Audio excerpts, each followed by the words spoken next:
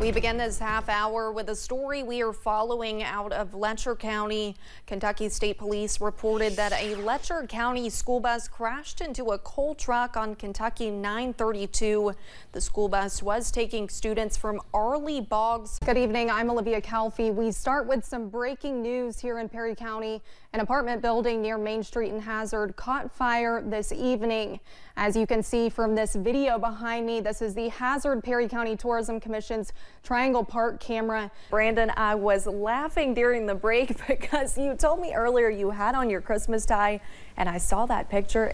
He quite literally has on a Christmas tie this morning. I am live in Somerset at the Rocky Hollow Recreation Center, where Mayor and GOP gubernatorial candidate Alan Keck voted at around 7 o'clock this morning. You asked me earlier if I thought that the weather had impacted any of these people getting out to the polls to vote, and I can tell you so far for the past hour or so, it seemed to be pretty steady. Thanks, Steve. I am in the dwarf community of Bullen right now, and I can tell you it is extremely smoky right here in this area, and the fire behind me is rapidly moving.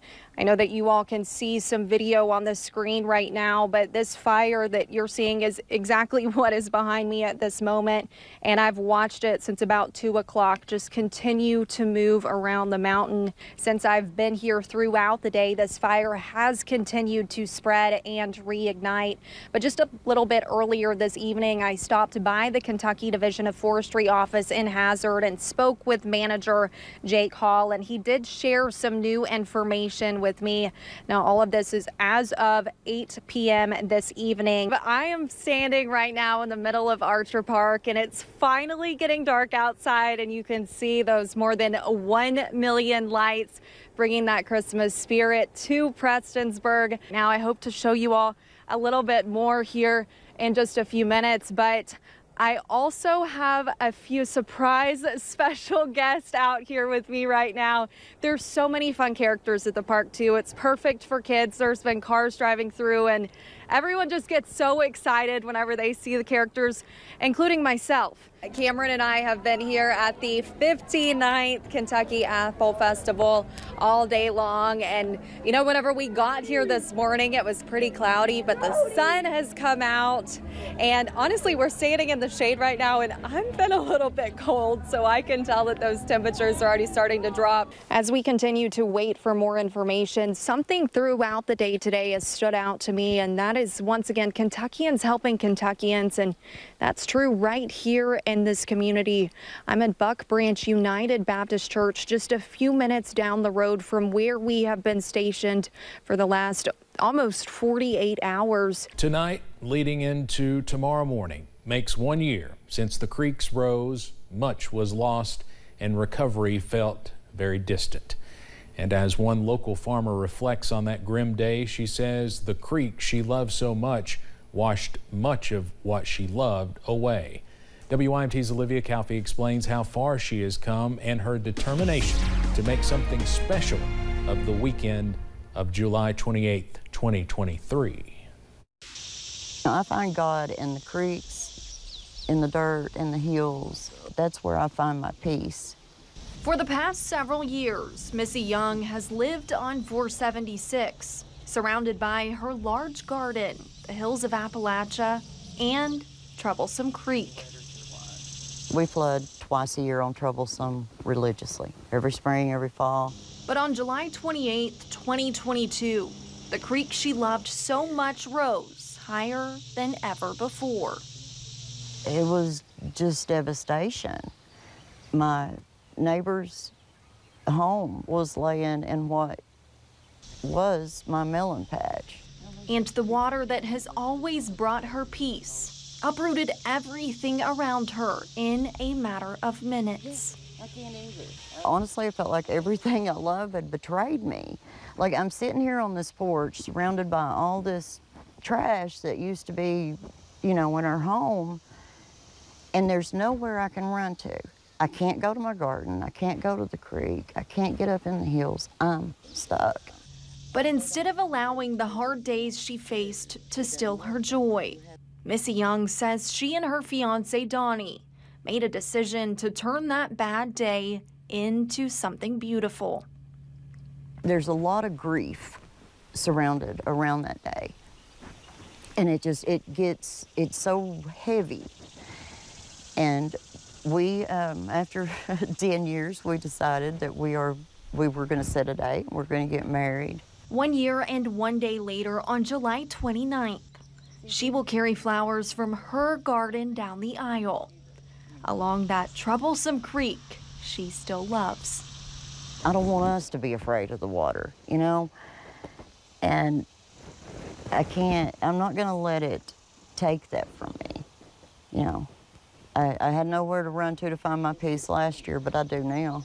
And Missy is confident Saturday is the start of always remembering that day in a positive way. Just to be there with him and do this is just on this property here, in this place beside this creek. It's a beautiful thing, man. In Perry County, Olivia Calfee, WYMT Mountain News. Governor Andy Beshear, Representative Hal Rogers, and Senator Mitch McConnell recently announced more than $21 million in federal funding for the Panbow Lake Corridor project in Breathitt County. And yesterday I was able to speak with U.S. Secretary of Transportation Pete Buttigieg as he made a stop in the area to see the site for himself and to hear from people in the community. Following back-to-back floods in Breathitt County, Panbow Lake raised concerns about more flooding in the future. And on Thursday, U.S. Transportation Secretary Pete Buttigieg saw the site for himself. Look, the whole country took note when there were those floods, and we know that this is a vulnerable area to those extreme weather events. That's one of the reasons why, in a very competitive process, we decided to award this grant to this project for Panbow Lake. The grant funding is part of the Rebuilding American Infrastructure with Sustainability and Equity grant program. Secretary Buttigieg says he knows the importance of the project.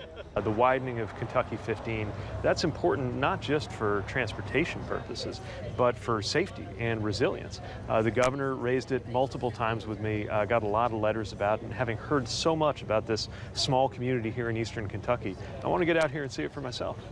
The project is one of 162 projects across the country. And Kentucky Transportation Secretary Jim Gray says it shows eastern Kentucky is not being forgotten. I was here the day after the flood, and I saw the conditions here, and I saw what needed to be done. And so it was inspiring to see that people were listening to us. And it was rewarding to see then that this grant, which was so needed for this project, was done. And Buttigieg says his goal was to hear personal stories about what the community has overcome. And Jackson Fire Chief Chase Deaton says it was an honor that he stopped by. I know a lot of times in emergency services, we're dealing with everybody else's problems, not really dealing with their own. But I know in this flood, in this department especially, I'd say over half of our members were in some way, some form or fashion affected by this flood. Some of our members had to be rescued. I just think it's just an honor that someone cares enough to come to Jackson. Secretary Buttigieg went on to Lexington Thursday afternoon to highlight other Kentucky projects. My favorite view, basketball court. This is Ken Mink, an ordinary man with an extraordinary story. It was 53 years difference from the last game I played in college to the next game I played in college. 53 years. And at this point, I'm sure you are wondering why it took Mr. Mink so long to play another game. Well, 5 in a row, that'll be enough. Well, something happened in 1956, just before his second season playing at Lee's Junior College in Jackson, Kentucky. One of the students told me that Dr. Lando wanted to see me in his office, and he was the college president. So I went up there and I said, "You wanted to see me?" And he said, "Yeah." He said, "Why did you soap the coach's office?" I said, "What?" He said, "You took shaving cream and sprayed it on his shoes and on his lights." And I said, "I didn't do that." Guilty or not, it didn't matter. Mink says he was expelled from the college, abruptly ending his basketball career. Or so he thought. When I was 73 years old, I was working out on my driveway shooting basketball. And I told my wife, you know, I have a year left of college eligibility. I think I'll try to see if I can get it. Fast forward 53 years later to 2007. He now lives in Tennessee. He has a beautiful wife, but that one goal he was still missing. I sent out letters and emails to 12 colleges in the Knoxville area. 12 colleges later and one answered. The coach at Roane State College called him back. And he said, well, I'll tell you what, come on down here and work out for me and my assistant coach, and we'll determine if you're actually able to play on a college basketball team. Surprising the staff with his skills, Mink became the 12th man on the Roane State College basketball team. But it wasn't enough to just be on the team he wanted to play. And in November 2008, in a game against King College, Mink's coach asked him one important question. The coach looked down the bench and said, Ken, are you ready to go in? And I said, Coach, I've been ready for 53 years. Put me in. So he put me in, and I actually wound up getting fouled and made 2 free throws in the game to set the record. Becoming the oldest college basketball player to ever score in a game. My heart was pumping when I got out there for that first time after 53 years. I was so excited. He went on to play in 7 games, scoring 5 points that season and showing the world that no matter your age, you will always miss 100% of the shots you don't take. Mink is now 88 years old and still playing basketball. He has also written numerous books, including an autobiography. He was also featured on national television several times and on Ripley's Believe It or Not.